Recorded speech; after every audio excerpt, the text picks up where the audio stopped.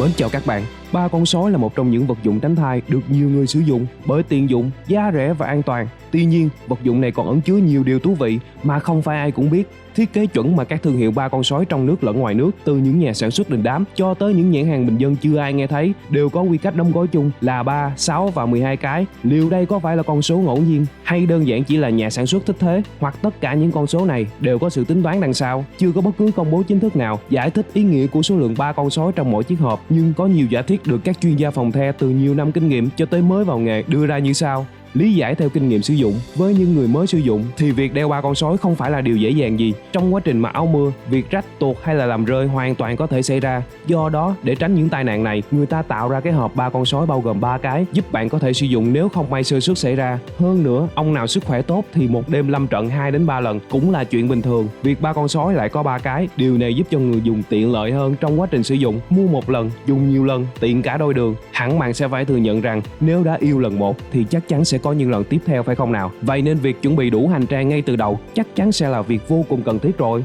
Lý giải tiếp theo là theo lịch sinh hoạt khoa học. Nhiều người cũng đưa ra những lý giải cực kỳ hợp lý. Một tuần sinh hoạt 3 lần, tương ứng với một tháng 12 lần. Với lịch sinh hoạt điều độ này, bạn vừa tăng cường sức đề kháng, lại không lo các vấn đề bệnh tật. Hoặc là đối với ông nào sung sức tuần sinh hoạt 6 lần, chủ nhật nghỉ ngơi dưỡng sức, thì việc chọn mua hộp 6 cái là đủ dùng cả tuần. Mặt khác, cũng có những người cho rằng khi bước vào giai đoạn mà sinh hoạt không còn là vấn đề thiết yếu của đấng mày râu, lúc đó các ông sẽ chuyển sang các môn thể thao đánh cờ và tập dưỡng sinh, thì mỗi tháng một lần, tương ứng với 12 cái một năm là sự cân nhắc hợp lý. Còn lý giải theo lợi nhuận nhà sản xuất tại sao các hộp 3 con sói này đóng gói thành các hộp 3, 6 và 12 cái, thì bạn chắc chắn phải thừa nhận rằng nếu chỉ đóng một chiếc 3 con sói trong hộp thì sẽ tốn rất là nhiều bao bì và chi phí. Do đó, để tiết kiệm chi phí cũng như là tối đa hóa lợi nhuận, các công ty quyết định tăng số lượng áo mưa trong mỗi hộp lên cũng là điều hợp lý. Cuối cùng là lý giải theo thói quen sử dụng. Để bảo vệ sức khỏe và phòng tránh thai ngoài ý muốn, việc sử dụng 3 con sói trở thành một thói quen của đa phần đàn ông hiện nay. Những chiếc áo mưa nhỏ xinh này được cất ở nhiều nơi, từ phòng ngủ cho tới cốp xe, từ túi quần cho tới ngăn ví. Trong bất cứ tình huống nào, khi mọi thứ được đẩy lên cao trào thì các ông cũng đều đã sẵn sàng nhập cuộc. Ngoài ra, một số người sẽ khá ngại ngùng khi đi mua 3 con sói. Vì vậy, mua một lần hộp 3, 6 hay là 12 cái sẽ giúp bạn hạn chế được tình trạng ái ngại đó. Ok, giờ có ông nào đồng ý với những lý giải đó không? Nếu còn lăn tăn thì tham khảo thêm câu chuyện vui này, chắc chắn sẽ hiểu rõ ngọn ngành liền ha. Một người đàn ông dẫn theo đứa con trai 8 tuổi của mình bước vào một hiệu thuốc. Họ tình cờ đi ngang qua một gian hàng bán 3 con sói và cậu bé bắt đầu thắc mắc với ông: "Bố ơi, cái này là gì vậy ạ?" Người bố mặt không hề biến sắc, thẳng thắn trả lời: "Chúng được gọi là 3 con sói và đàn ông chúng ta sử dụng nó để bảo vệ bản thân trong những buổi ân ái con à." "Ồ, con hiểu rồi ạ." Cậu bé đáp lại với giọng trầm tư. "Vâng, đúng là con đã được nghe về điều này trong lớp học sức khỏe và giới tính ở trường ạ." Cậu bé nhìn quanh và cầm lấy một cái hộp 3 con sói và hỏi: "Nhưng mà bố ơi, sao lại có tận 3 cái trong hộp này ạ?" Người bố ôn tồn giải thích: "Chúng dành cho mấy cậu nhóc trung học con ơi, một cái cho thứ 6, một cái cho thứ 7 và một cái cho chủ nhật." "Đỉnh thật," cậu nhóc nói, rồi chỉ tay vào hộp 6 cái và hỏi: "Vậy thì loại này dành cho ai vậy bố?" "À, chúng dành cho các sinh viên đại học đấy." Người bố đáp lại: "2 cái cho thứ 6, 2 cái cho thứ 7 và 2 cái cho chủ nhật." Ái chà, cậu nhóc trú lên. "Vậy những ai thì dùng loại này ạ?" Cậu nhóc hỏi lại, trong tay là hộp loại 12 cái.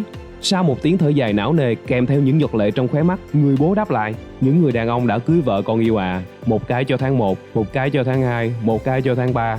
Rồi, giờ các ông đã chọn được loại nào phù hợp cho mình chưa? 3, 6 hay là 12 đây?" Vẫn còn một số thông tin thú vị về sản phẩm này, khiến cho ai nghe thấy cũng cảm thấy hứng thú đây.